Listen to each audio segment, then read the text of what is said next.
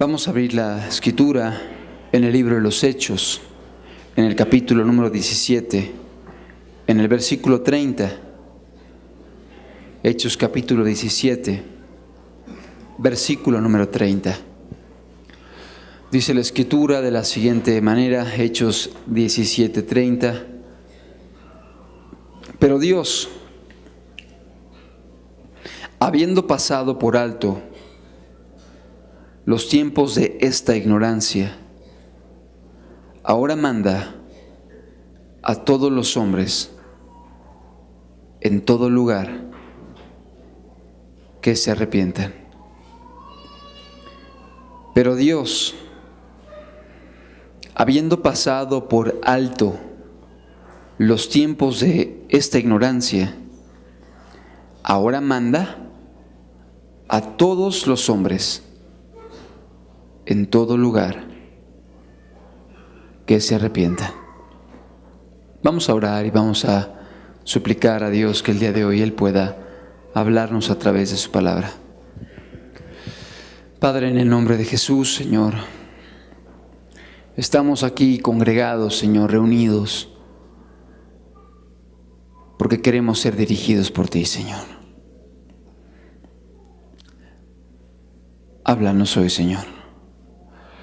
Que tu Espíritu Santo, Señor, que está aquí presente, pueda tratar con cada uno de los que has traído de manera individual. Habla, Señor, a los corazones. Ministra las vidas, Señor. Y levanta a Jesucristo. En tu nombre lo pedimos. Amén.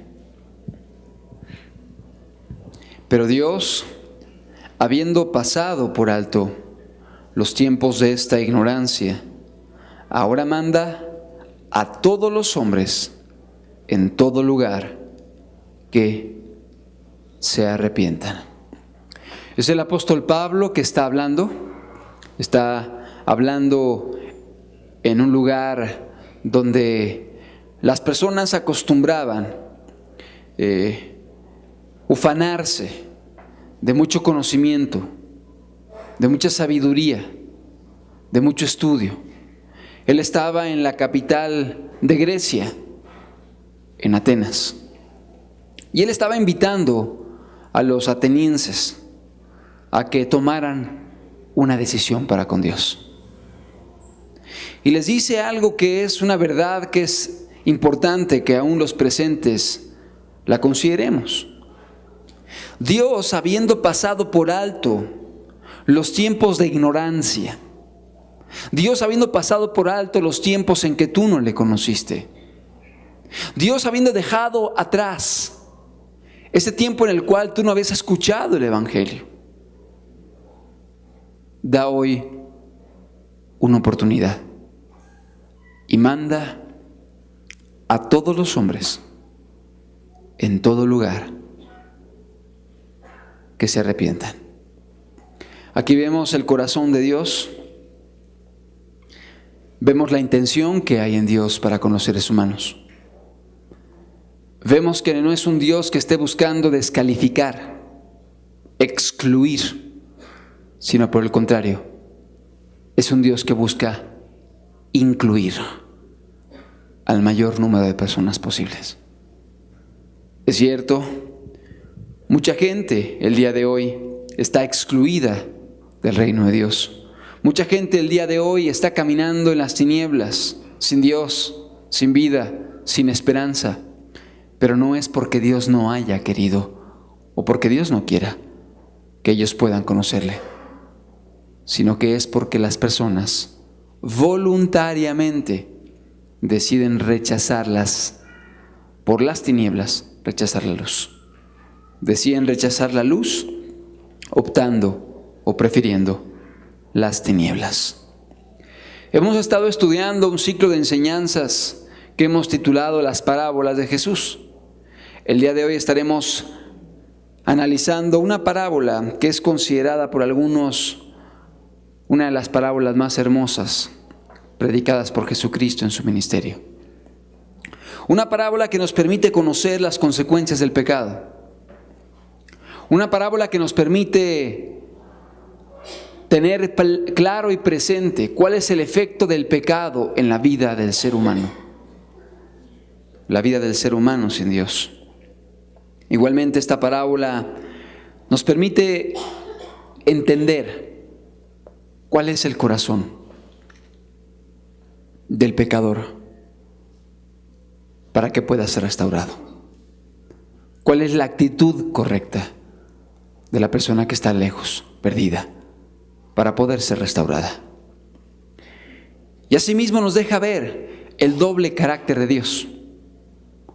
Un carácter de justicia para con aquellos que perseveran en el mal. Un carácter de justicia, de castigo, para con aquellos que obstinadamente se rebelan en contra de Él, pecando, haciendo lo malo, dañando a su prójimo, ignorando la ley de Dios y afectando a la gente que está a su alrededor.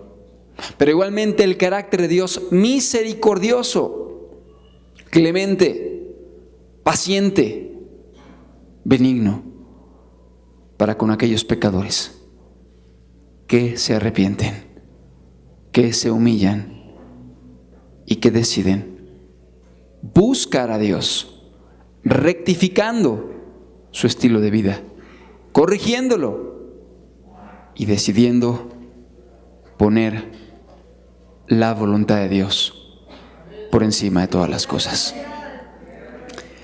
Es la parábola del hijo pródigo. La parábola del hijo pródigo que encontramos en el Evangelio de Lucas, en el capítulo 15, en el versículo 32. Evangelio de Lucas, en el capítulo 15, en el verso número 32. Aquí ubicamos esta parábola, la cual es citada por Jesús. Jesús es quien está hablando. Y recordamos que las parábolas son narraciones inventadas, pero que son verosímiles, o sea, que pueden ser verídicas o pudieran acontecer en la vida real. Y tienen como propósito ilustrarnos verdades espirituales con respecto a la salvación, a Dios y con respecto a la eternidad. Lucas capítulo 15, verso 11 dice: también dijo, es Jesús hablando, un hombre tenía 2 hijos, y el menor de ellos dijo a su padre: Padre, dame la parte de los bienes que me corresponde. Y le repartió los bienes. No muchos días después, juntándolo todo el hijo menor, se fue lejos, a una provincia apartada, y allí desperdició sus bienes, viviendo perdidamente. Y cuando todo lo hubo malgastado, vino una gran hambre en aquella provincia y comenzó a faltarle. Y fue y se arrimó a uno de los ciudadanos de aquella ciudad, el cual le envió a su hacienda para que apacentase cerdos. Y deseaba llenar su vientre de las algarrobas que comían los cerdos, pero nadie le daba. Y volviendo en sí, dijo: ¿cuántos jornaleros en casa de mi padre tienen abundancia de pan, y yo aquí perezco de hambre?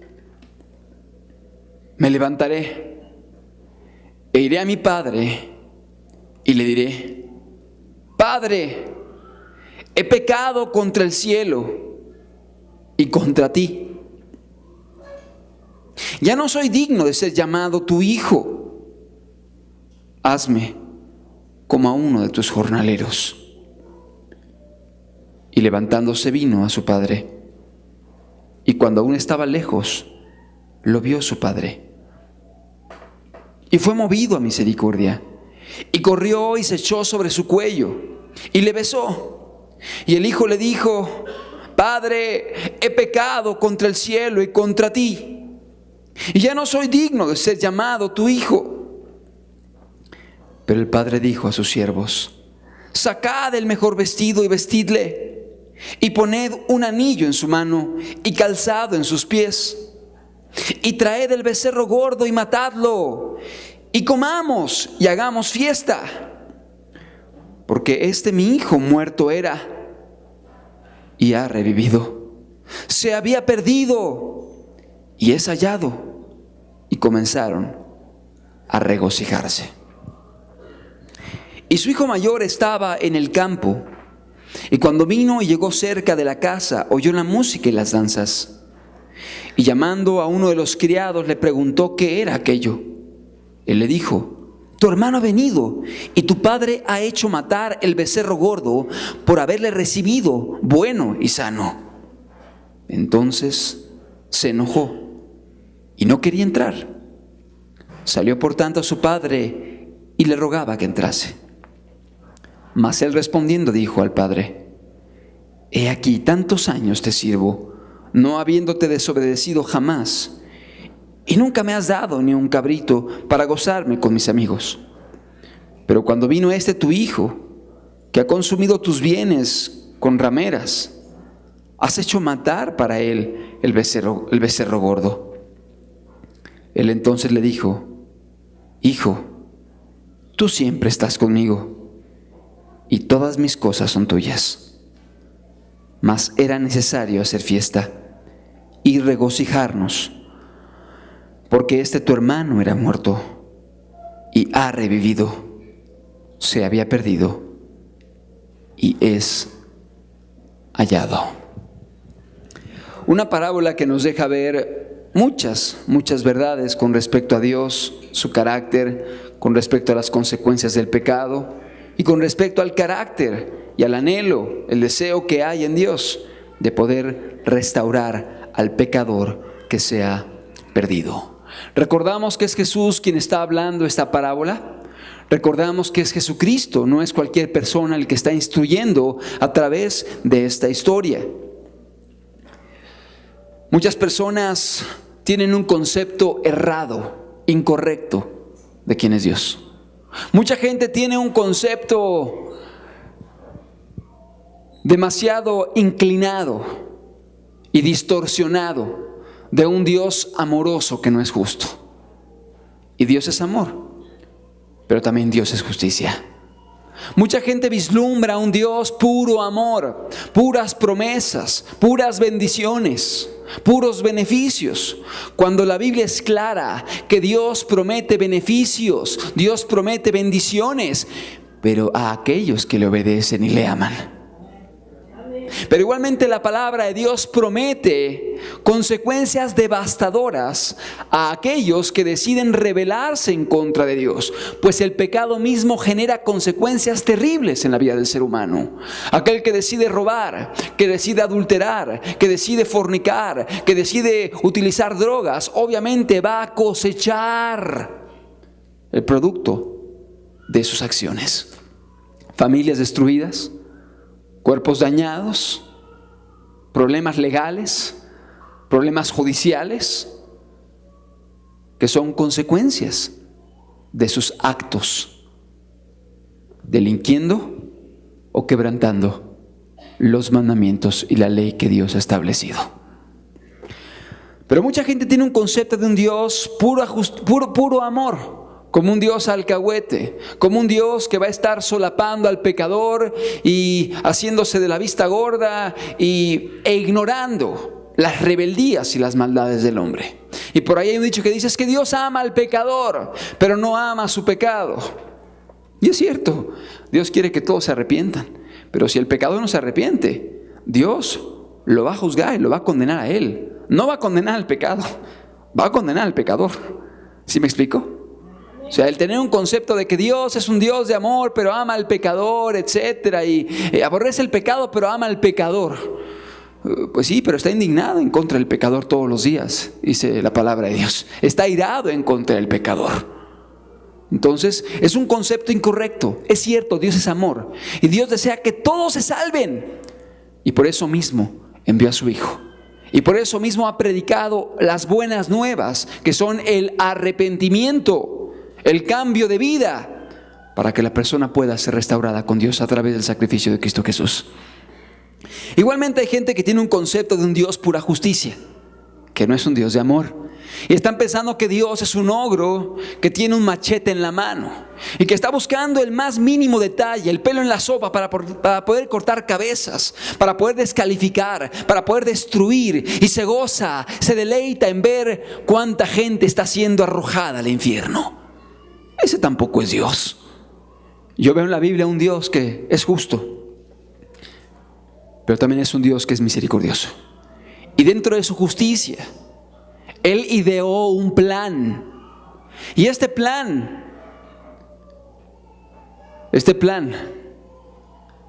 se resume en algo muy sencillo. A pesar de que el pecador requería el juicio de Dios, merecía el juicio de Dios por cómo había vivido, Dios envió a su Hijo unigénito para que Él recibiera el castigo que nosotros merecíamos. Si es que nos arrepentimos y cambiamos nuestra vida y decidimos caminar de una manera distinta, obedeciéndole, sirviéndole, amándole y creyendo en Él. Esta es la misericordia de Dios.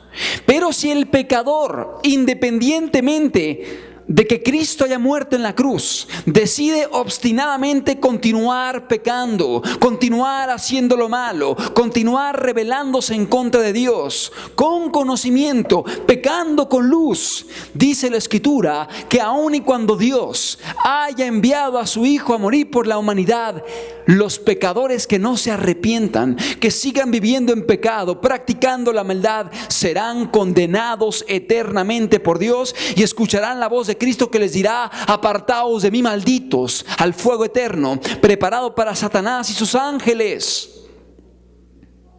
Dios sigue siendo justo.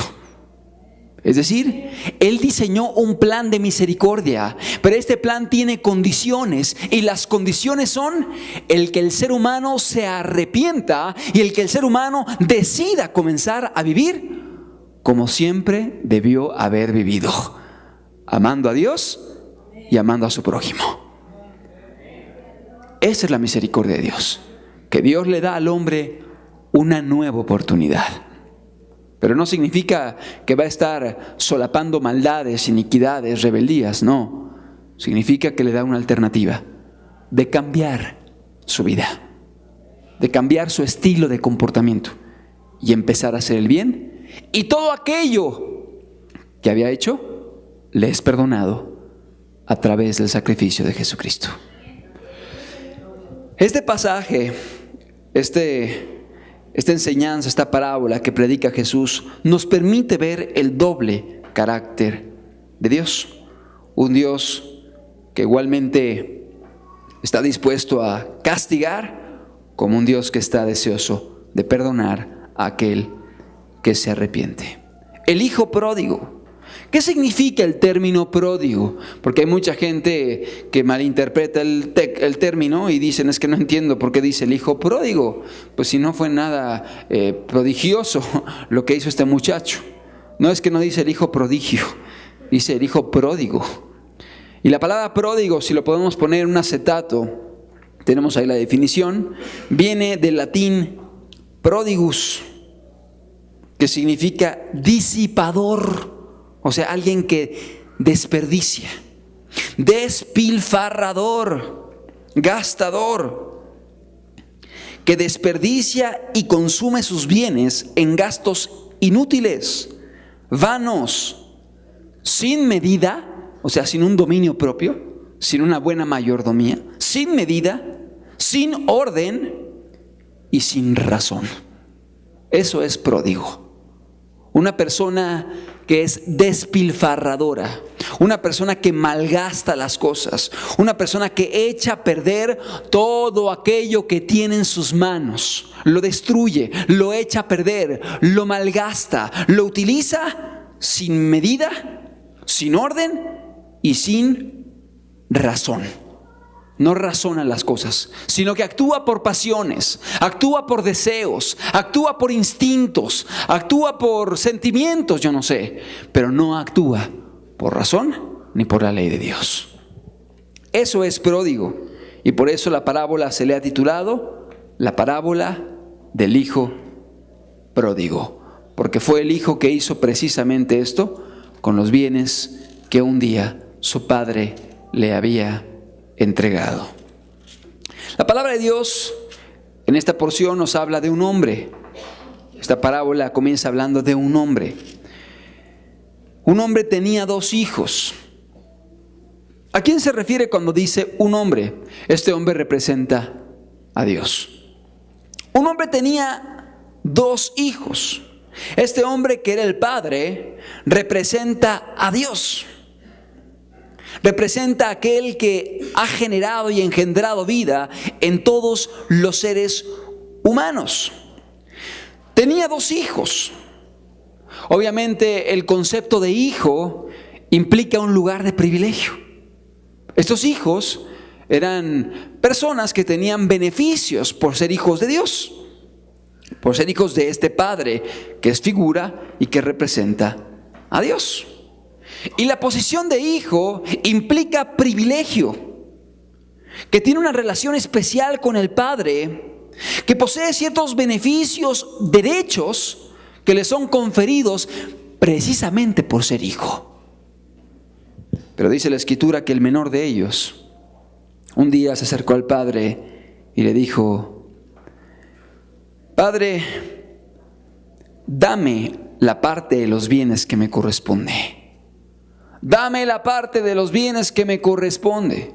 Aquí vemos a un hijo materialista, a un hijo exigente, a un hijo que estaba poniendo los ojos en las cosas materiales.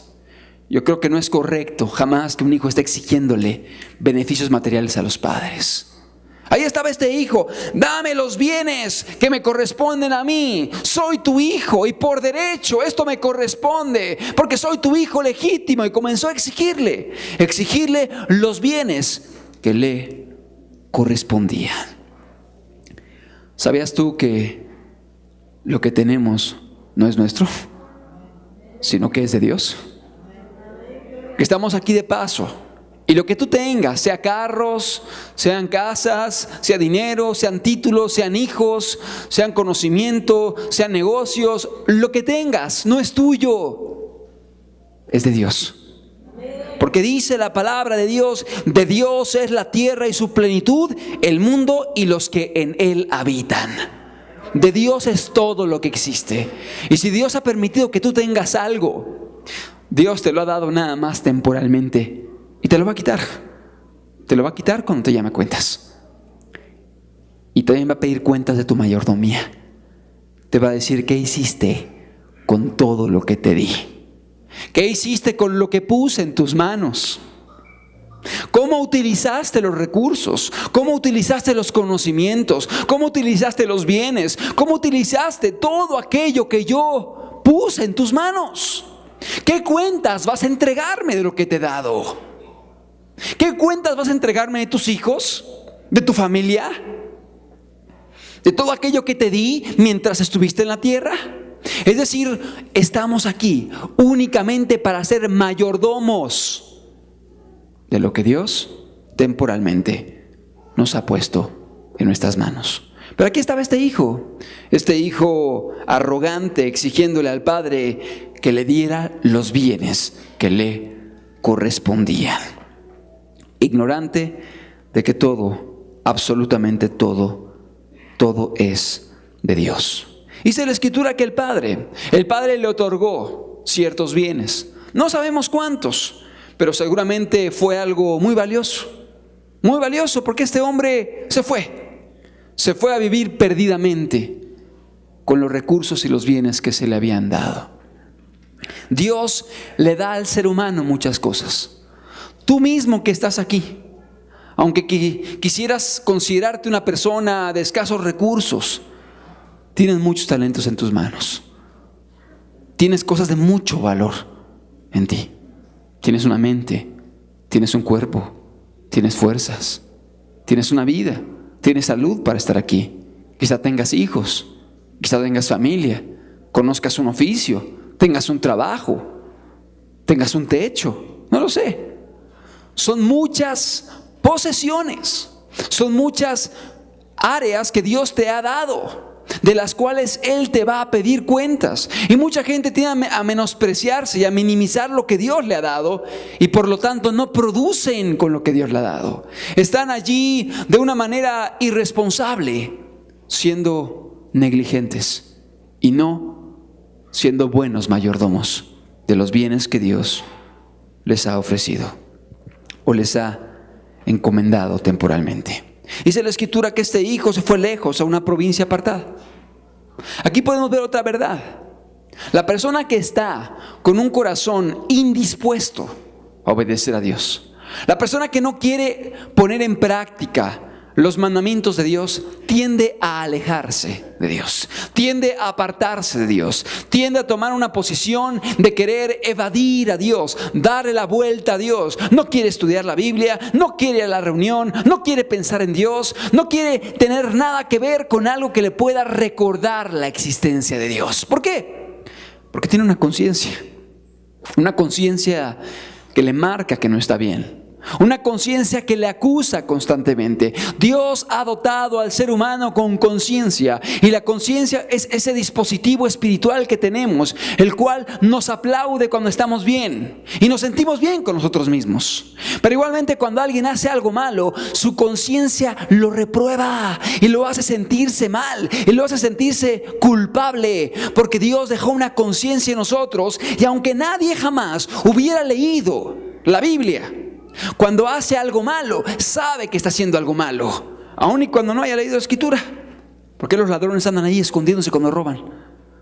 Pues porque saben que están mal. Porque cuando alguien hace algo incorrecto, se siente acusado en la conciencia. Porque Dios dotó al ser humano con este dispositivo para que pudiéramos aprender a caminar en justicia y en rectitud. Pero este hijo, al recibir los bienes que teóricamente le correspondían, dice la Escritura que se fue lejos, evadiendo la presencia de Dios, huyendo de la presencia de Dios. Así como Jonás, cuando quería huir de la presencia de Dios, tomó aquella embarcación rumbo a Tarsis. Quería huir de Dios, quería alejarse de Dios, porque sabía que estaba en rebeldía a Dios. Así es el pecador. El pecador quiere correr, quiere huir, quiere distanciarse de Dios. No quiere tener nada que ver con Dios, porque le incomoda la presencia y el concepto de Dios. Por eso dice el necio en su corazón: no hay Dios. No porque realmente no crea en Dios, sino porque no le conviene creer en Dios. Claro que sabe que hay Dios. Yo dudo que haya gente atea. Y de hecho el término ateo es un término incorrecto, porque ateo es sin Dios. Sin teos, Dios, ateo, sin Dios. Está reconociendo que no tiene a Dios. Y al reconocer que no tiene a Dios, está reconociendo que le hay. ¿Sí? Pero el concepto de ateísmo de la persona que no cree la existencia de Dios, más bien es una actitud de rebeldía por no querer tener a alguien que rija tus pasos, por no querer tener a alguien a quien darle cuentas, a quien entregar cuentas de tus acciones, de tu comportamiento. Y por eso mucha gente se dice atea, porque no le conviene creer en Dios. Una vez leyendo un artículo, un libro llamado Torturado por Cristo, que habla de todo lo que se dio allá en el este de Europa, en el área comunista de Europa, y habla, si no mal recuerdo, de Rumania o de Polonia, y comenta cómo un pastor le estaba predicando a un soldado comunista, y el pastor le dijo, o lo invitó a que creyera en Dios. Le preguntó si creía en Dios, después de que el soldado comunista le había soltado ahí toda una cátedra de filosofías ateístas, comunistas, leninistas, etc. Y el pastor se le quedó escuchando, lo escuchó, dejó que él hablara, y terminando de hablar, el soldado le dijo: ¿y por qué, a pesar de todo lo que usted me dice, por qué cree en Dios? ¿por qué ora usted? Y el soldado se quedó así y le dijo, ¿por qué me pregunta eso? No, usted respóndame. Si no cree en Dios, ¿por qué ora? ¿Por qué busca y le habla a Dios?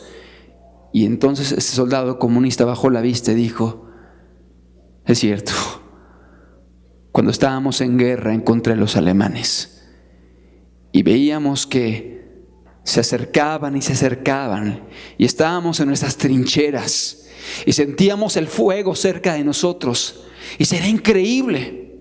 Todos nosotros, soldados comunistas, caíamos de rodillas clamando a Dios y pedíamos cada quien como podía y como se le ocurría, suplicando misericordia a aquel Dios que decíamos que no creíamos en Él. El hombre tiene en su conciencia la existencia de Dios, porque es lógico pensar en un Dios creador.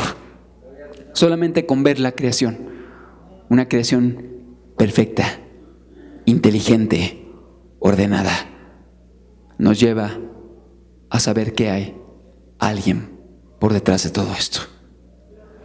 Pero bueno, el pecador, dice el necio en su corazón, no hay Dios, y quiere huir de Dios, y quiere correr de Dios, y quiere alejarse de cualquier concepto que tenga que ver con Dios, porque le incomoda en su pecado, le incomoda en su maldad. Yo recuerdo cuando caminaba sin Cristo, cuántas invitaciones, que para una fiesta, que para una reunión con los amigos, que para una actividad con los compañeros de la universidad, etcétera. A cada rato invitaciones. Pero el día que yo decidí caminar con Cristo, el día que decidí caminar con Dios y empezar a obedecerle, dejando cualquier cosa que le ofendiera, se acabaron las llamadas telefónicas. Ya nadie me invitaba. Ya nadie quería que estuviera con ellos en las fiestas. Pues ¿por qué? Pues porque ya no hacía lo que ellos hacían. Y al contrario, les predicaba la palabra de Dios. Y eso les incomodaba. Eso les producía conflictos de conciencia y no podían pecar a gusto. Porque ahí estaba yo hablándoles y compartiéndoles y diciéndoles de un Dios que juzgará a los vivos y a los muertos.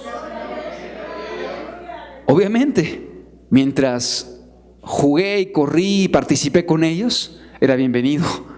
Pero tan pronto vieron que había decidido caminar de acuerdo a los preceptos morales de Dios, se acabaron las llamadas, se acabaron las invitaciones, se acabaron los correos electrónicos, como que hubiera desaparecido sobre la faz de la tierra. Eso acontece. ¿Por qué? Porque a la gente le incomoda, a la gente que está en pecado, le incomoda todo aquello que tiene que ver con Dios cuando no quiere cambiar, cuando no quiere corregir sus pasos, cuando no quiere obedecer al Señor. Y así fue este hijo. Se fue lejos, a una provincia lejana, una provincia apartada, para vivir perdidamente, donde desperdició sus bienes, viviendo de una forma licenciosa, irresponsable, libertina y desorganizada. Dice la palabra de Dios, desperdició sus bienes viviendo perdidamente. Desperdició sus bienes viviendo perdidamente. No sabemos cuánto tiempo pasó, pero pareciera que no pasó mucho tiempo para que este hombre o este joven comenzara a darse cuenta que lo que le habían dado se había esfumado, se había acabado. Así acontece con la persona que está mal.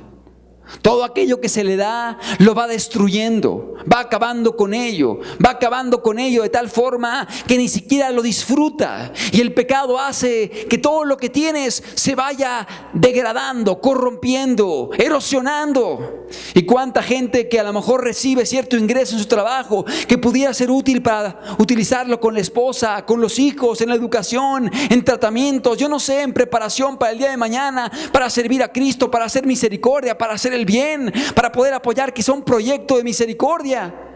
Malgastan su dinero con vicios, con fiestas, con compras intrascendentes, futiles, irresponsables, y todo se acaba, todo se pierde. Desperdició todo viviendo de una manera irresponsable, viviendo de una manera libertina con poco juicio, con poco orden y sin medida.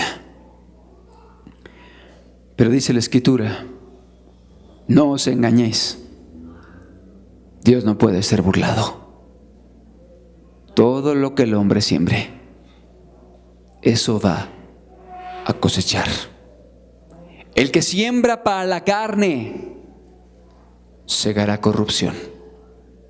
Y el que siembra para el Espíritu, cosechará vida eterna. Y este joven comenzó a sembrar para la carne, sembrando para la carne. Y esta ley natural de la siembra cosecha, esta causa y efecto, le alcanzó, le sobrevino. Y de repente se dio cuenta que todo lo había malgastado. Y vino una gran hambre en aquella provincia y comenzó a faltarle. Todo lo había echado a perder, todo lo había destruido. Así como acontece con la persona que está lejos de Dios, que Dios le da una familia y la destruye. Dios le da a hijos y los destruye con su mal testimonio, con su mal ejemplo, con su falta de amor, con su dureza, con su irresponsabilidad. Que Dios quizá les da algunas propiedades y acaban echándolas a perder. ¿Por qué? Porque malgastan todo, se endeudan y acaban perdiendo absolutamente todo lo que tenían. Y luego eso mismo los orilla a empezar a incurrir en la delincuencia para poder recuperar lo que tenían. Pero lo que hacen es acarrear mayor maldición y mayores y más terribles consecuencias. Más terribles consecuencias. Cuando lo hubo malgastado, vino una gran hambre en aquella provincia y comenzó a faltarle.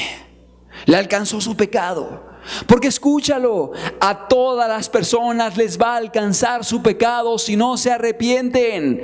Tu maldad te alcanzará, dice la Escritura.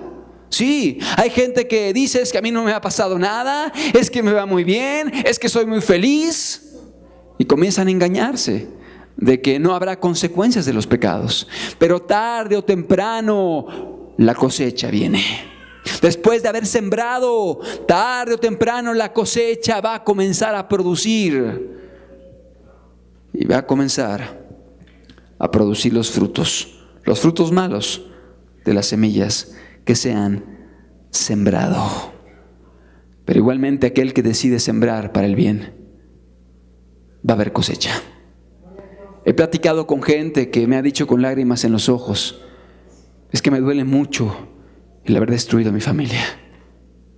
Me duele mucho ver hoy a mis hijos perdidos y sin Dios. Me duele mucho el haber caminado sin Cristo tanto tiempo y haber afectado a tanta gente. Yo quisiera hacer algo por ellos. Hoy quisiera revertir todo el daño que ocasioné con mi vida, con mi ejemplo, con mis vicios, con mis acciones, con mi moralidad. ¿Cómo quisiera revertirlo? Y lo que yo les digo es lo siguiente: hoy estás cosechando lo que sembraste ayer, pero mañana vas a cosechar lo que siembres hoy. Entonces, si hoy obedeces a Dios, si hoy sirves a Cristo, si hoy comienzas a amarlos, a orar por ellos, a predicar la palabra, a darles buen testimonio, a hacer lo contrario a lo que hacías antes, dándoles un buen ejemplo, restituyendo con ellos, influenciándolos ahora hacia el bien, ten paciencia. El día de mañana vas a comenzar a cosechar lo bueno. Pero sé paciente. Sé paciente sabiendo que lo que hoy estás sembrando, o segando, cosechando, es el fruto de ayer, una vida sin Dios. Pero si tú hoy caminas con Cristo y eres fiel y permaneces y perseveras, porque esta es la condición de que permanezcamos, entonces el día de mañana comenzarás a cosechar bendiciones, respuestas y promesas, siempre y cuando seamos fieles. Pero este joven no había hecho eso, sino lo contrario. Había estado viviendo de una forma desordenada, practicando pecados de toda índole. Pues vemos que su hermano mayor dijo, mi hermano, tu hijo, que se fue y malgastó todo con rameras. Es decir, podemos ver que este hombre, este joven salió y comenzó a vivir de una manera bastante inmoral, bastante indecente, utilizando el dinero quizá en lugares de mala muerte, en prostíbulos, en antros, en tabernas, malgastándolo en vicios, hasta que de repente se dio cuenta de algo: se le había acabado su tesoro. Había malgastado todo aquello que su padre le había dado, todo. Y bueno, comenzó el hambre, comenzaron las consecuencias. Hubo una gran hambre en aquella provincia y comenzó a faltarle. Y ni hablar, tuvo que empezar a asumir responsabilidades que antes no quería. Y tuvo que empezar a buscar actividades, trabajo quizá, para subsistir, para poder obtener el alimento o lo indispensable para vivir. Y dice la Escritura: y fue y se arrimó a uno de los ciudadanos de aquella tierra, el cual le envió a su hacienda para que apacentase cerdos. Es decir, tuvo que buscar a un hacendado de aquel lugar, de aquella provincia lejana, a un hombre que tenía una hacienda, y en esta hacienda tenía animales, y algunos de los animales eran cerdos. Es curioso el ejemplo que pone Jesucristo aquí, porque para los judíos los cerdos eran animales inmundos. Eran animales que ellos no acostumbraban y no acostumbran comer de ellos, tocarlos, convivir con los cerdos, pues son considerados animales impuros, ceremonialmente, higiénicamente.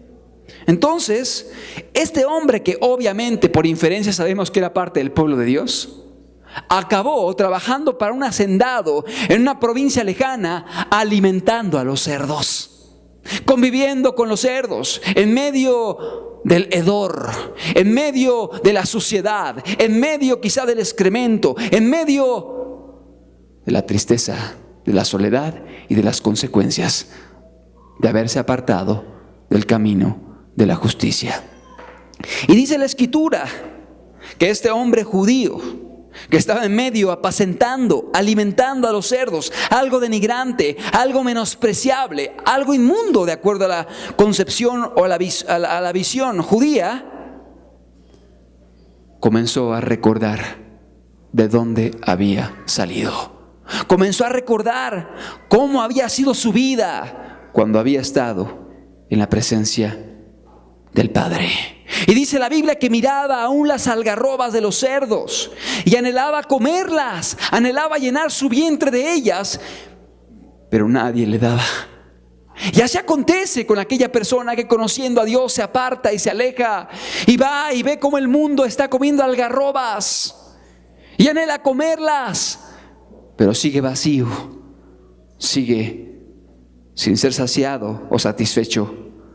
Nadie le daba, absolutamente nadie le daba. Y aquí vemos también las consecuencias del pecado, porque cuando alguien camina sin Dios, de repente comienza a venir una avalancha de maldiciones, de consecuencias adversas, de problemas. Todo sale mal. ¿Por qué? Porque la persona está en una abierta enemistad en contra de Dios.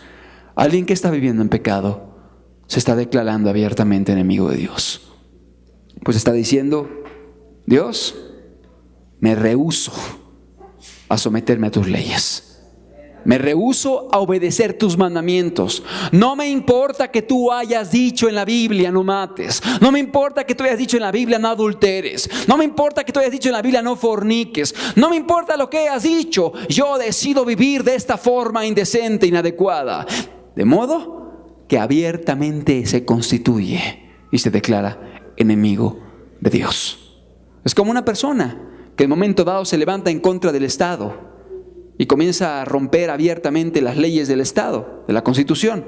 Pues obviamente se vuelve una persona indeseable para el Estado y tienen que haber penas, y una de ellas es la pena de excluirlo y quitarle la libertad y lo mandan a una prisión. Es una consecuencia. Bueno, así acontece con una persona que está en pecado. Se vuelve abiertamente enemiga de Dios. Y dice la palabra de Dios que deseaba llenar su vientre con las algarrobas de los cerdos, pero nadie, absolutamente nadie, le daba. Y aquí podemos ver también otro punto, que es la insatisfacción del pecador. La persona que está en pecado, por más que procure llenar ese vacío, no lo va a encontrar. Y podrá procurar llenar el vacío en los antros, en las fiestas, con la música, con los novios. Pensar que le va a hacer feliz el dinero, los recursos, las casas, los carros. Pero está comprobado que esto no llena al ser humano. Que el ser humano, aún teniendo todo lo que el mundo ofrece, si no tiene a Dios, está vacío, es miserable y es infeliz. Porque la felicidad no te la da los bienes que puedas poseer. La felicidad proviene de Dios. Y solamente aquel que tiene a Dios puede ser bienaventurado, puede ser dichoso, puede ser macariote, que es el término griego, que es 1000 veces feliz. Aquel que tiene a Dios. Pero aquí vemos a este joven buscando llenar su vientre con las algarrobas de los cerdos, y seguía vacío, seguía con hambre. Nadie le daba la insatisfacción del pecador, que va procurando en diferentes lugares llenar ese vacío, saciar su necesidad, y no lo encuentra. Porque dice la Escritura que Dios ha puesto eternidad en nosotros, y lo temporal no puede llenar la eternidad que hay aquí adentro. Solamente Jesucristo, el Dios eterno, puede llenar el alma del ser humano. Y este joven estaba allí buscando llenarse, pero nadie, absolutamente nadie, le daba. En el versículo número 17 dice la Escritura: volviendo en sí dijo: ¿cuántos jornaleros en casa de mi padre tienen abundancia de pan, y yo aquí perezco de hambre? Volviendo en sí, dice la Biblia, volviendo en sí. ¿Qué está queriendo decir Jesús aquí? Como que este joven hubiera despertado de un sueño de demencia, un sueño de irracionalidad, un sueño de poco pensamiento o poca lógica. Porque así acontece con el pecador. El pecador, cuando peca, se deja llevar por los instintos, se deja llevar por los sentimientos, se deja llevar por los deseos, mas no por la razón ni por la palabra de Dios. Una persona que está pecando en contra de Dios es una persona que está guiándose no por razón, no por inteligencia. Los mandamientos de Dios son inteligentes y lógicos. Y cuando alguien se revela a ellos, es porque está caminando guiado por pasiones, guiado por deseos, o gobernado por sentimientos por encima de la razón y la Escritura. Piensa en un hombre que tiene su familia, su esposa a quien ama, sus hijos que han nacido de sí mismo, que son el producto de la unión de la esposa y él, que son sangre de su sangre, carne de su carne, con quienes convivió, los ha amado, compartido con ellos años de vida. Pero de repente ese hombre comienza a mirar a una joven quizá más atractiva, más guapa, y de repente se empieza a guiar por pasiones, por deseos, por sentimientos, mas no por razón, entendiendo que tiene una familia, que tiene una esposa, que hizo un pacto, que hay un compromiso con los hijos, que habrá consecuencias si él adultera. Pero no piensa eso él, no piensa las consecuencias, no piensa las secuelas, no piensa lo que va a producir su infidelidad, sino que solamente piensa en: me atrae, me gusta, siento, me agrada. Y comienza a fornicar y comienza a adulterar.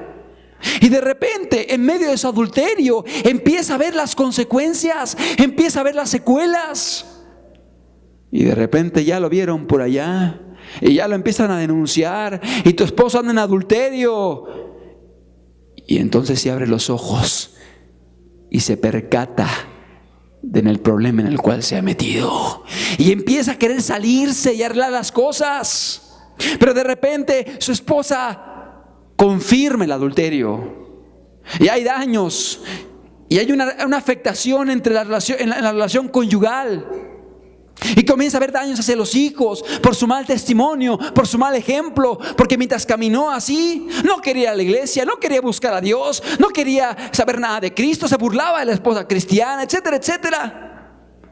Terribles consecuencias sobre la familia. Y cuando quiere frenar todo lo que ha ocasionado, se da cuenta y despierta de su sueño demencial para poder reaccionar. Algunos ya no lo hacen, algunos continúan hasta acabar con su familia y después con otra, y después con otra, y después con otra, y después con otra. Pero este joven, dice la Escritura, que volvió en sí, despertó, abrió los ojos, se dio cuenta a lo que había caído o a donde había llegado por su rebeldía, por su actitud. Y comenzó despertando a decir: ¿cuántos jornaleros en casa de mi padre tienen abundancia de pan y yo aquí perezco de hambre? Despertó de su condición, se dio cuenta de su perdición, que es un punto importante. Para que alguien pueda ser restaurado por Dios, tiene que reconocer que está perdido. Porque se siente bueno, se siente que está bien, que no tiene problemas, que está caminando con Dios, que no está perdido. Sabiendo que está perdido, esa persona no es un candidato para ser restaurado. Este joven reconoció su condición y luego dijo: me levantaré e iré a mi padre y le diré: Padre, he pecado contra el cielo y contra ti. ¿De qué está hablando aquí la Escritura? Está hablando de un reconocimiento del pecado, de asumir la responsabilidad de sus acciones. No comenzó a decir: ay, padre, es que la culpa fue de fulano o fue de mengano, de perengano. No estuvo evadiéndose, sino que asumió su responsabilidad. Dijo: Padre, yo he pecado en contra del cielo, yo he pecado en contra de ti. Una condición indispensable para que el pecador pueda ser perdonado con Dios: que asuma su responsabilidad moral, que reconozca sus delitos, que reconozca su rebeldía, que no se justifique buscando excusarse en circunstancias, en personas, en que me hicieron, en que me lastimaron. No, asumir la responsabilidad moral. Padre, he pecado en contra del cielo, he pecado en contra del cielo y he pecado en contra de ti. Ya no soy digno de ser llamado tu hijo, hazme como a uno de tus jornaleros. ¿Qué le estaba diciendo el hijo? Ya no soy digno de ser tu hijo, he perdido esta oportunidad. No soy digno de ser llamado más tu hijo. Aunque sea, Señor, como un trabajador, aunque sea como un empleado, recíbeme. Aunque sea como una persona que te sirva, como un esclavo, como un jornalero tuyo. ¿Qué acontece en la vida de aquella persona que reconoce que ha pecado en contra de Dios? Cuando se da cuenta de la gravedad de su pecado, la persona se siente indigna de ser perdonada por Dios. Se siente indigna de que Dios borre sus delitos y lo restaure. Y esta fue la actitud del hijo pródigo, que llegó diciendo: Padre, ya no soy digno de ser llamado tu hijo, pero perdóname, aunque sea como un empleado, recíbeme. Obviamente vemos la actitud de humildad que había en él. No fue una actitud de soberbia, sino una actitud de humildad. ¿Cuántos pecadores están con actitud de soberbia diciendo: es que no sé si me arrepiento o no, es que no sé si buscar a Dios o no buscarlo, ay, no sé, pues como que sí estoy tomando la decisión de cambiar, pero no estoy seguro? Espérame tantito, entiende que no es un privilegio o no es un favor el que le haces a Dios, es un favor el que te hace Dios de darte la oportunidad de corregir tus caminos.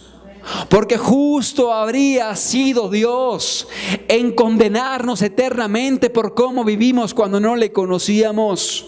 Justo hubiera sido Dios en castigarnos eternamente por haber transgredido las leyes morales que Él había dejado en nuestro corazón, en nuestra mente, en nuestra razón y en la conciencia. Pero Dios es bueno, que aún después de esto Él nos da la oportunidad. Pero ¿cuántos pecadores están pensando que le hacen un favor a Dios, de buscarlo, de cambiar su vida, de arrepentirse? Hoy entiéndelo, es un favor el que Dios nos hace, de habernos dado una segunda oportunidad y de dártela a ti, si hasta el día de hoy no habías decidido caminar con Él. Una enorme oportunidad la que Dios te da. Y este hijo fue reconociendo que ya no era digno de ser llamado hijo del Padre, pero aunque sea como jornalero, él quería ser aceptado. Dice la Escritura, dijo: me levantaré e iré a mi padre. Y en el verso 20 dice: y levantándose, vino a su padre. Y levantándose, vino a su padre. ¿Qué podemos ver aquí? Que no se quedó en palabras, no se quedó en buenos deseos ni propósitos, porque hay mucha gente que así lo hace, que después de una predicación, una reunión dominical dicen: ay, voy a cambiar, ay, voy a hacer esto, ahora sí voy a cambiar, ahora sí voy a terminar con este pecado, ahora sí voy a cortar con esto, y hacen grandes proyectos. Pero cuando de repente salen y se enfrentan una vez más en la sociedad y con las presiones, comienzan a acobardarse, comienzan a tener temor, comienzan a olvidarse de las promesas que salieron de su boca para con Dios, y vuelven a su pecado y vuelven a reincidir en su maldad. No, este joven no se quedó en palabras. Este joven literalmente se levantó y caminó hacia su padre, volviéndose hacia su padre en sentido opuesto al que un día había tomado, en sentido opuesto al que un día había tomado. Es decir, empezó a caminar de una forma completamente diferente, dirigiéndose de nuevo hacia su Padre celestial. La parte B del versículo nos habla acerca de la reacción del Padre. Pero antes de que veamos la reacción misericordiosa del Padre, quiero que veamos cómo se comportó el Padre mientras el Hijo estuvo en rebeldía, porque es muy importante esto. Quiero que veamos cómo el Padre consideró al Hijo mientras este Hijo no quiso cambiar. ¿Acaso vemos al Padre yendo allá entre los cerdos a sacarlo? ¿O a rogarle que regresara? No. Yo no dudo que el Padre hubiera estado clamando, orando, pidiendo por él, pero el Padre respetó su voluntad, el Padre respetó su libre albedrío, el Padre respetó la decisión del Hijo. Y así es Dios. Dios respeta la voluntad de cada persona. Dios nos invita a caminar con Él. Dios nos marca cuál es el camino correcto, pero Él respeta tus decisiones. Él respeta el libre albedrío de los seres humanos. No, Él no hizo títeres donde Él decide lo que tú vas a hacer. Él invita y Él te dotó, te dejó a lo que se llama voluntad. Y de ti depende si caminas con Él, y de ti depende si caminas en contra de Él. Y dice la Escritura que el Padre, mientras el Hijo se apartó y se alejó y vivió perdidamente, dice la Escritura que lo consideró como muerto. Pero cuando el Hijo cambió en cuanto a su corazón, cuando el Hijo experimentó el arrepentimiento, porque eso es lo que Él experimentó, el volver en sí, el reconocer su condición, el pedir perdón, el decir: iré a mi Padre y le diré, el confesar su pecado, el asumir su responsabilidad, el levantarse y caminar en sentido completamente opuesto al que antes caminaba. Esto es sencillamente arrepentimiento. Cuando el Padre observó en el Hijo el arrepentimiento, dice la Escritura que entonces sí el Padre salió al encuentro. Salió al encuentro, dice la palabra de Dios, y levantándose vino a su Padre, verso 20. Y cuando aún estaba lejos, lo vio su Padre. Y fue movido a misericordia. Y corrió y se echó sobre su cuello y le besó. El Padre fue movido a misericordia. Pero ¿cuándo fue que el Padre fue movido a misericordia? Cuando vio que ya el Hijo venía hacia Él con un corazón arrepentido, con un corazón humillado, con una disposición de caminar en sentido opuesto al que había caminado. Como dice Isaías 55: deje el impío su camino y el hombre inicuo sus pensamientos, y vuélvase a Jehová, el cual tendrá de él misericordia y el cual será amplio en perdonar. Y así es Dios, amplio en perdonar, misericordioso. ¿Pero con quiénes? Con aquellos que vuelven en sí, con aquellos que reconocen su pecado, con aquellos que lo confiesan y con aquellos que caminan en sentido opuesto al que en un día caminaron haciendo el mal y ofendiendo a Dios. Y cuando alguien decide caminar en ese sentido, con este corazón, con esta actitud y con esta búsqueda, dice la palabra, y entonces Dios será misericordioso y amplio en perdonar. Y dice la Biblia que el Padre lo vio de lejos, que ya venía, y fue movido a misericordia y corrió. Y aquí vemos el carácter de Dios, que salió corriendo a encontrar a su hijo. Y no solamente corrió, sino que se echó sobre su cuello, le abrazó y le besó. Este es el corazón de Dios. El corazón de Dios con aquellos que reconocen su condición y le piden perdón y le buscan y le dicen: Señor, he pecado mucho, la regué, Señor, he desperdiciado muchos años de mi vida, he echado a perder a mi familia, a mis hijos, mi matrimonio, pero aquí estoy, Señor, humillada, humillado, avergonzado. Perdóname, no soy digno de ser tu hijo, pero aunque sea como tu siervo, aunque sea como tu siervo, Señor. Esta es la actitud que hizo que Dios, movida a misericordia, corriera al Padre y lo abrazara y lo besara. Y cuando el Padre llegó a él, dice la Escritura que el Hijo comenzó a decir en el verso 21: Padre, Padre, he pecado contra el cielo y contra ti. Ya no soy digno de ser llamado tu hijo. ¿Qué hizo el hijo? Comenzó a confesar su pecado a su padre. Hubo confesión de pecado. Padre, he pecado en contra del cielo y en contra de ti. No se evadió, no se excusó, no se pretextó, no pretextó sus maldades, sino que reconoció y confesó sus pecados a Dios. Padre, he pecado en contra del cielo y he pecado en contra de ti. Ya no soy digno de ser llamado tu hijo. Se humilló. No fue soberbio, no fue altivo, no fue arrogante, sino que fue humilde. Fue humilde y reconoció que no era digno de ser llamado su hijo.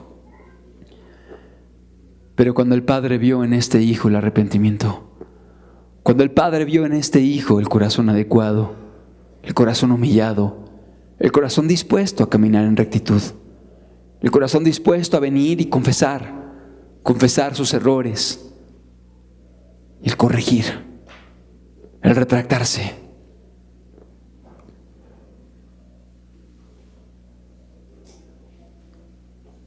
Pero el Padre dijo, verso 22, a sus siervos: sacad el mejor vestido y vestidle, y poned un anillo en su mano y calzado en sus pies, y traed el becerro gordo y matadlo, y comamos y hagamos fiesta, porque mi hijo muerto era y ha revivido, se había perdido y es hallado. Y comenzaron a regocijarse. Imaginémonos al hijo viniendo. ¿Cómo habrá sido esa escena? Esa escena de ese hijo regresando. A lo mejor había salido un hijo con ropas elegantes, con ropas de seda, con ropas finas, con todo ese dinero que él tenía. Salió en medio de pompa y fiesta y triunfalismo. Pero quizá el hijo regresó demacrado, flaco, adelgazado, sucio, quizás sus ropas hechas harapos, malolientes. Venía de trabajar en medio de los cerdos, cabizbajo, humillado, avergonzado. Salió triunfalista, salió arrogante, salió soberbio, pero ahora regresaba a su casa humillado, avergonzado, dolido, arrepentido. buscando el perdón de su padre. Y el padre no le importó verlo así, verlo hecho un piltrafo. Salió corriendo y te puedes imaginar a aquel padre corriendo al ver a su hijo que venía y abrazándolo y besándole, diciéndole: hijo, ¿por qué tardaste tanto? ¿Cuánto tiempo te estuve esperando?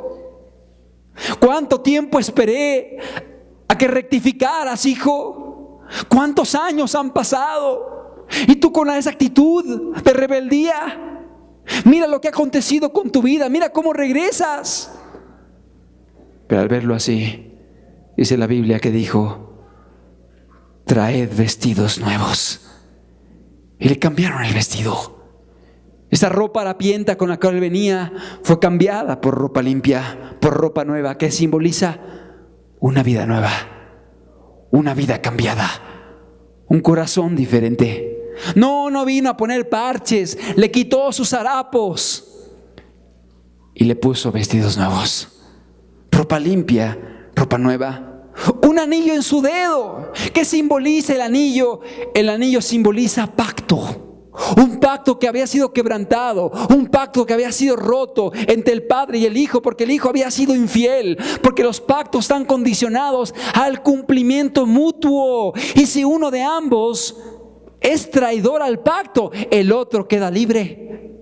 De modo que el pacto se había roto y el hijo regresaba, volvía. Y el padre renovó el pacto con él y le puso un anillo en su dedo, como poniéndolo en una posición en la cual él recuperaba los privilegios de hijo. Y le decía: no importa lo que hiciste, si hoy estás arrepentido, si hoy estás decidido a caminar conmigo, a obedecerme, a hacer mi voluntad, a amarme, a regirte a las normas de la casa, tú vuelves a ser mi hijo. Y le volvió a poner anillo en su dedo y calzado en sus pies. Seguramente venía descalzo, venía con la ropa hecha jirones, venía sin zapatos, venía demacrado, venía maloliente, venía quizá barbudo, yo no lo sé. Podemos imaginarnos aquel joven completamente derrotado por el pecado, derrotado por el diablo, derrotado por la iniquidad, venía avergonzado, y el Padre hizo una transformación en él, calzado nuevo que simboliza una nueva forma de caminar, un nuevo estilo de vida, una nueva forma de caminar, un camino de obediencia, amor y santidad. Y después de haber hecho eso, dijo: traed al becerro gordo y sacrificadlo.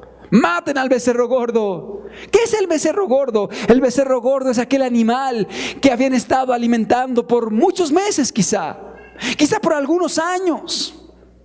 Aquella ternerita que empezaba a crecer y le daban de comer y la fueron engordando y engordando hasta que llegó a ser un becerro gordo. Está hablando de un animal que fue engordado, preparado para un momento especial. Traed al becerro gordo. Simboliza el mejor becerro, el mejor carnero.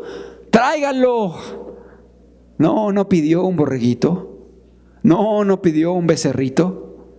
No pidió un animal quizá enfermo que estaba por morir. Pues tráiganlo para que hagamos aquí, preparemos algo, una barbacoa. No, dijo: traigan al becerro gordo. Al becerro gordo, al mejor animal que tengamos, al animal engordado, y hagamos fiesta. ¿Por qué? Porque este hijo que era muerto ha resucitado. Este hijo que estaba perdido, este hijo ha sido hallado. Yo no sé cómo vengas el día de hoy, pero no dudo que haya gente que está hoy en medio de nosotros, que hoy se acerca exactamente igual a Dios, con una vida despedazada por el pecado, con una vida deshecha por los errores que has cometido, con familias hechas pedazos por iniquidades, por rebeldías, un cuerpo quizá dañado y otros daños y consecuencias laborales, sociales, familiares, en tu vida, en tu cuerpo, en tu familia, en tus hijos. Y hoy te das cuenta de las consecuencias que ha traído y producido el pecado en tu caminata y en tu vida por tus propias decisiones, porque tú mismo decidiste caminar sin Dios y lejos de Dios. Pero este es el corazón de Dios, que aún habiendo tú caminado así, habiendo tú vivido de esa manera, perdidamente, desordenadamente, si hoy tú reconoces y dices: Padre, he pecado en contra del cielo y he pecado en contra de ti y soy responsable de mis pecados y soy indigno de que me perdones y de que me llames tu hijo, porque ser hijo de Dios es algo muy hermoso y muy grande. Y Señor, no soy digno de eso, pero si tú me quisieras recibir, no yo aceptarte a ti, tú aceptarme a mí, aunque sea como un jornalero, aunque sea como un siervo, aunque sea como un empleado, un trabajador. Aquí estoy, Señor. Y sabes, dice la Escritura que el Padre dijo: traigan al becerro gordo y mátenlo. Y esto es tipo y figura del Padre trayendo a su Hijo Jesús para ser sacrificado por ti, para pagar por tu vida, para pagar en la cruz del Calvario por todos los pecados que tú cometiste en abierta rebeldía a Dios. Y el Padre envía al becerro gordo, que simboliza a Jesucristo, que fue sacrificado y que fue degollado por el Padre, o por tus pecados más bien, para poder pagar lo que tú no podías pagar, para poder pagar tus iniquidades, para poder pagar tus adulterios, para poder pagar tus robos, para poder pagar tus fornicaciones, para poder pagar por todo aquello que tú cometiste. Y que ahora, el día de hoy, tú puedas ser perdonado y puedas ser regresado al nivel de hijo, con derechos, con privilegios, con beneficios que no merecías, ni yo tampoco, que no merecíamos, pero que si los podemos obtener hoy es porque fuimos comprados, no con carne, no con oro, no con dinero, no con piedras preciosas. Fuimos comprados con la sangre bendita de Jesucristo en la cruz del Calvario. Y si has sido comprado, significa que ya no eres tuyo. Significa que Cristo es dueño de ti.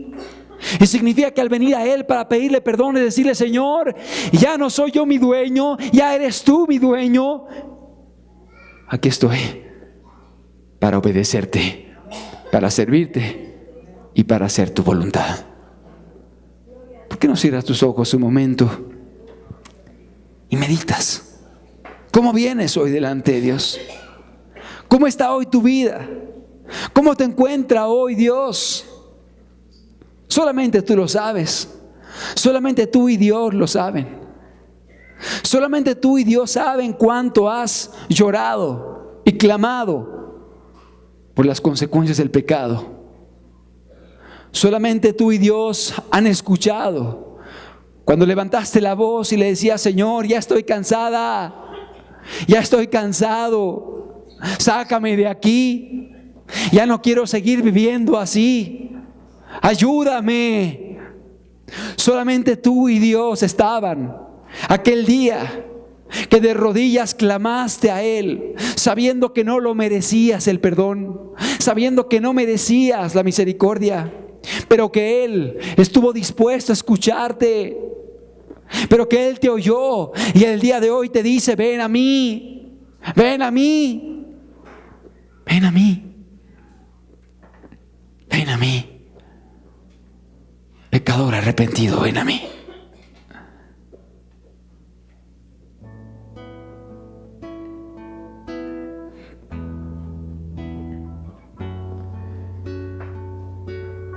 Imaginémonos aquel padre que todos los días se asomaba por la ventana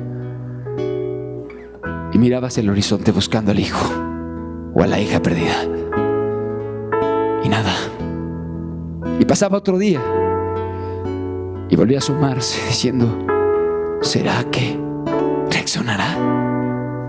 ¿Será que se dará cuenta que sin mí nada puede hacer? ¿Será que abrirá los ojos y se dará cuenta que el diablo lo está engañando, que la está y lo está destruyendo? Y miraba el horizonte vacío y decía: no ha reaccionado. Pero aquel día que el padre lo vio de lejos, y si lo vio de lejos es porque lo estaba esperando.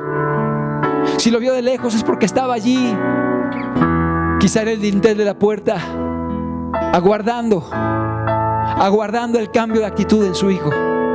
Y cuando vio que el hijo venía a lo lejos, cabizbajo, enflaquecido, sucio, hambriento, descalzo, avergonzado, derrotado por el diablo, el pecado, la iniquidad, pero arrepentido, dispuesto a cambiar, dispuesto a pedir perdón, dispuesto a confesar sus pecados, dispuesto a decirle: Señor, he pecado en contra del cielo y he pecado en contra de ti. No soy digno, Señor, no soy digna, pero perdóname tú, perdóname. Dios pasando por alto los tiempos de tu ignorancia, cuando no sabías de Él, cuando no habías escuchado de Él, hoy te manda que te arrepientas, que te conviertas a Él y que le busques de todo corazón, entendiendo que para que Él pueda hoy darte una oportunidad de vida eterna, Él sacrificó al becerro gordo. Él sacrificó a su Hijo Jesús. Su Hijo Jesús vino al mundo a pagar en la cruz por ti. Por ti. Fue derramada su sangre. Por ti fue derramada su sangre. Por ti fueron horadadas sus manos. Por ti fue perforada su frente.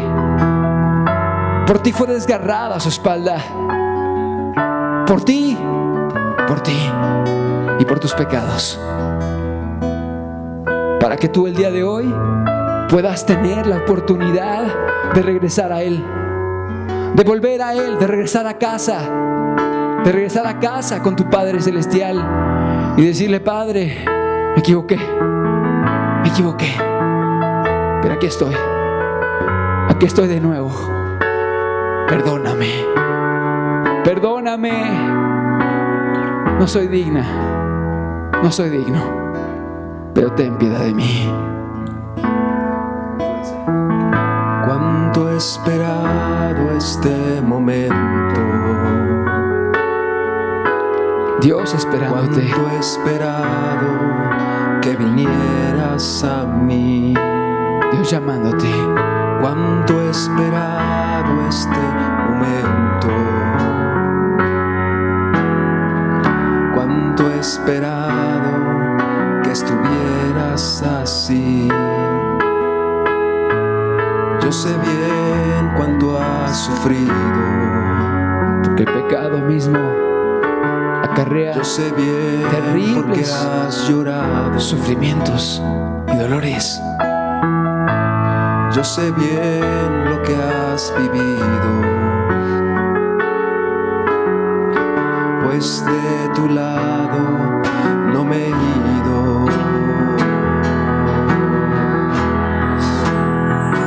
Pues nadie te ama como yo, pues nadie te ama como yo.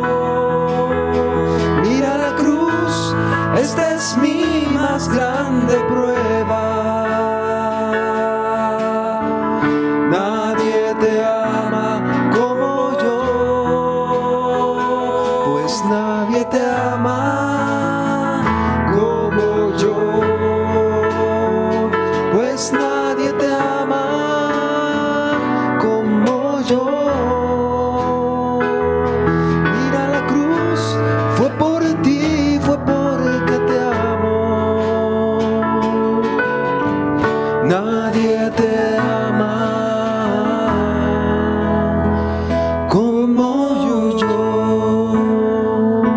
Y así como ese hijo pródigo se acercó al Padre en humildad, en vergüenza, si Dios hoy te habla, ven a Él, acércate a Él.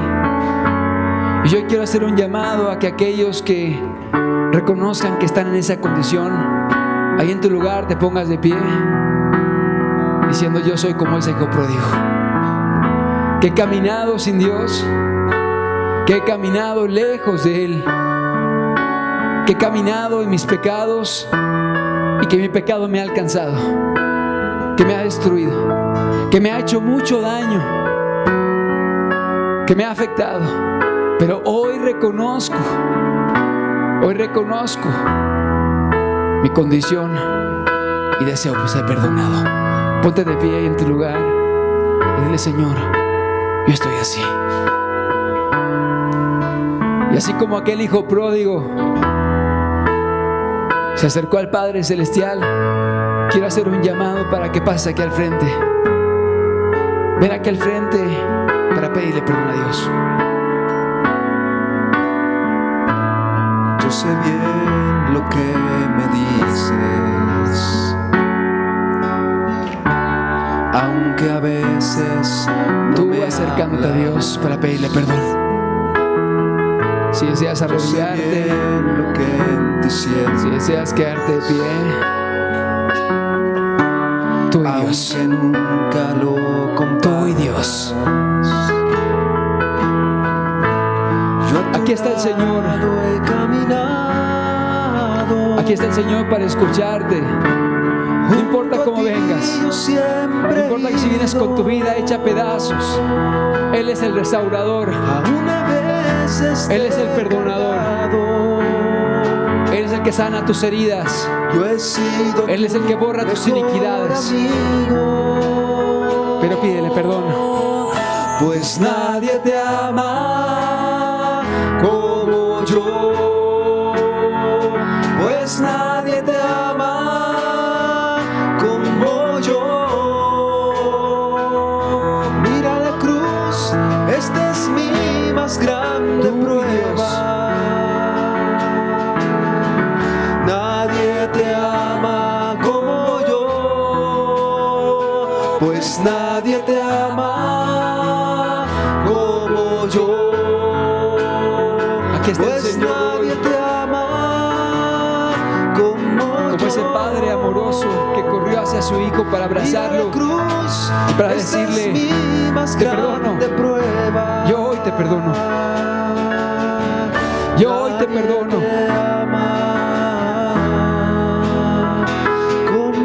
Pero siempre y cuando vengas a mí dispuesto a cambiar, a corregir tus errores, a abandonar tus pecados. Yo sé bien lo que me dices, Ahí en tu lugar, aunque ahí donde a estás, veces no me pídele perdón a Jesús. Confiesa tus pecados. Yo sé bien lo que Pídele perdón. sientes, Pídele perdón por todo lo que hiciste, aunque nunca lo compartas. por todo. Él lo sabe. Yo a tu lado Él te veía. Él te veía caminar lejos de Él. junto a ti yo siempre he ido. Él te veía cuando despedazabas tu vida, Te he cargado. pero Él esperó He pacientemente. sido tu mejor amigo. Él ha esperado pacientemente para que vuelvas a Él. Pues nadie te ama como yo, pues nadie te ama como yo. Mira la cruz, esa es mi más grande prueba. Nadie te ama como yo, pues nadie te ama como yo, pues nadie te ama como yo. Mira la cruz, por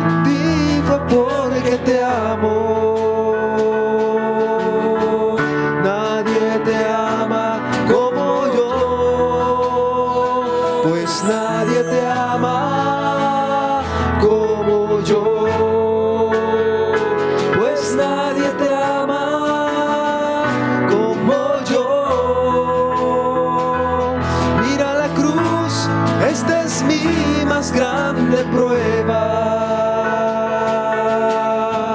Nadie te ama como yo, pues nadie te ama como yo, pues nadie te ama como yo. Mira la cruz, fue por ti, fue porque te amo. Nadie te ama como yo.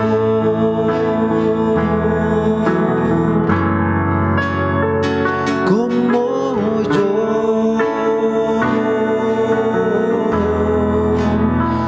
Como yo.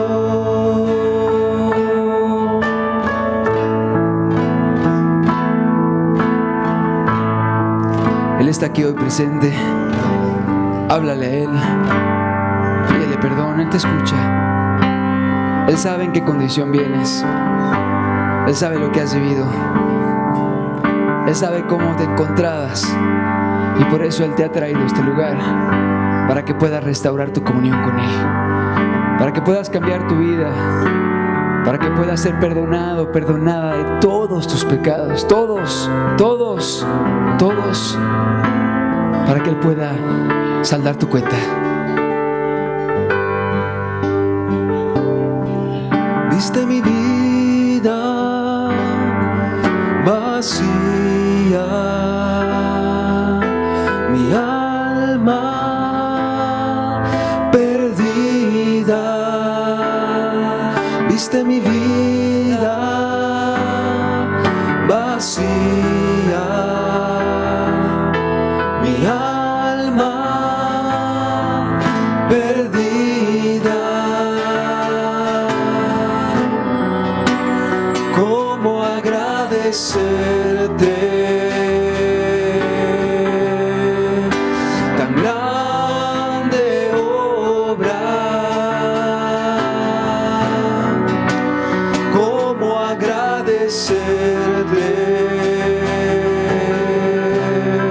lo que hiciste por mí?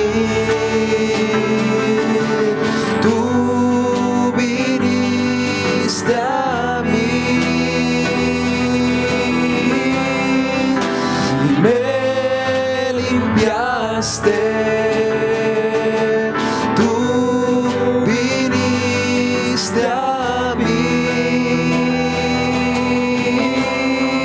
todo lo llenaste de ti.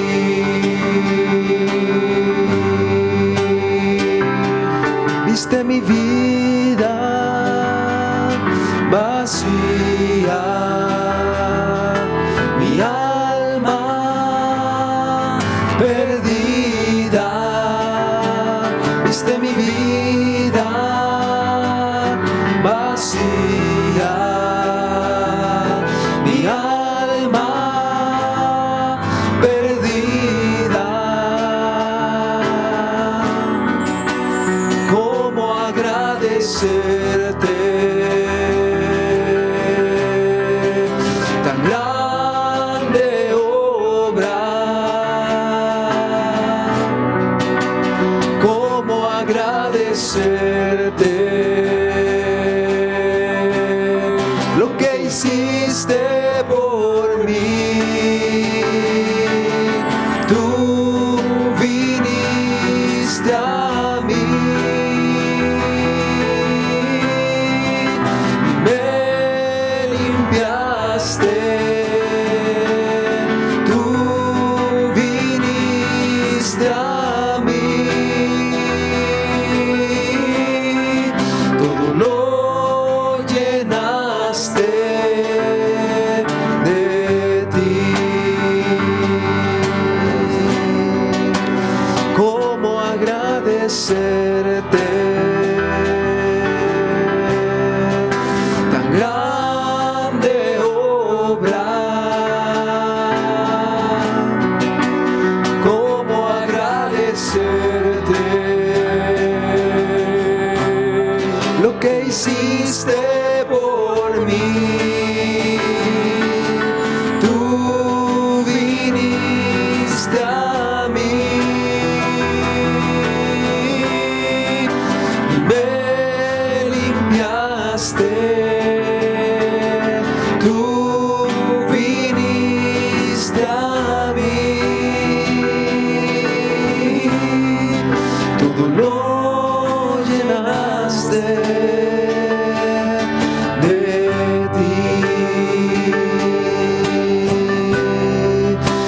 todo lo llenaste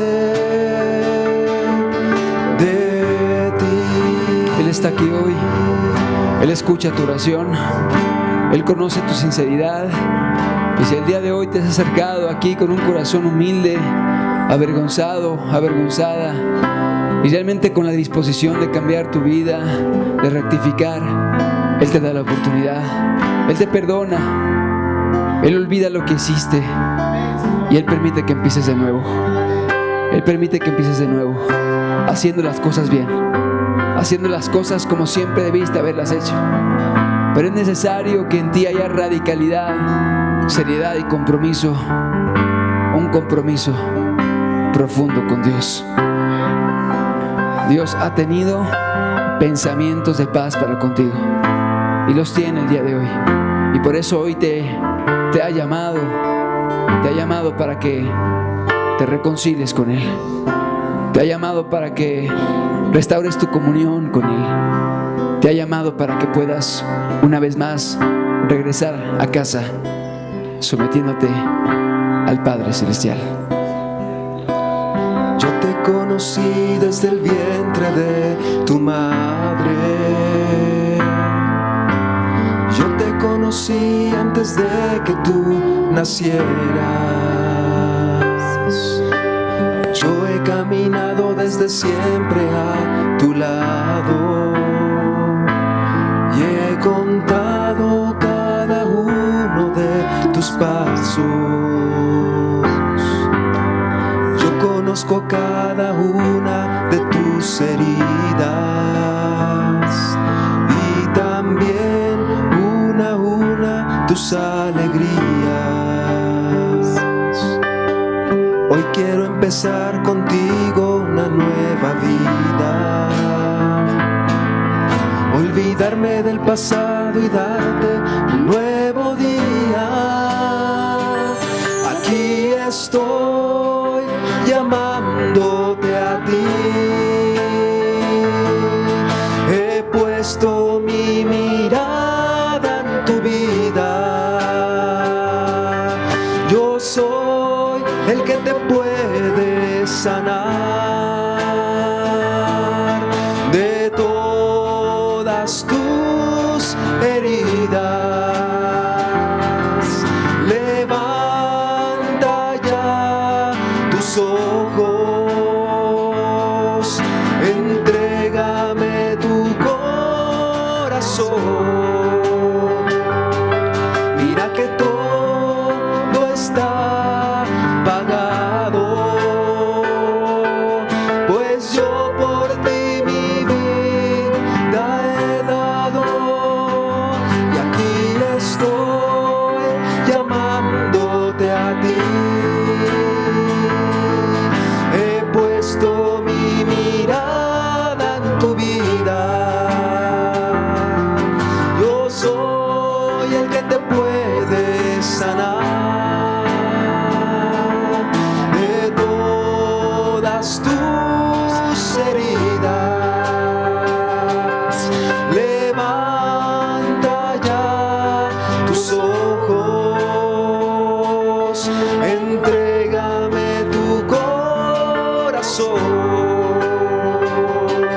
Mira que todo está pagado,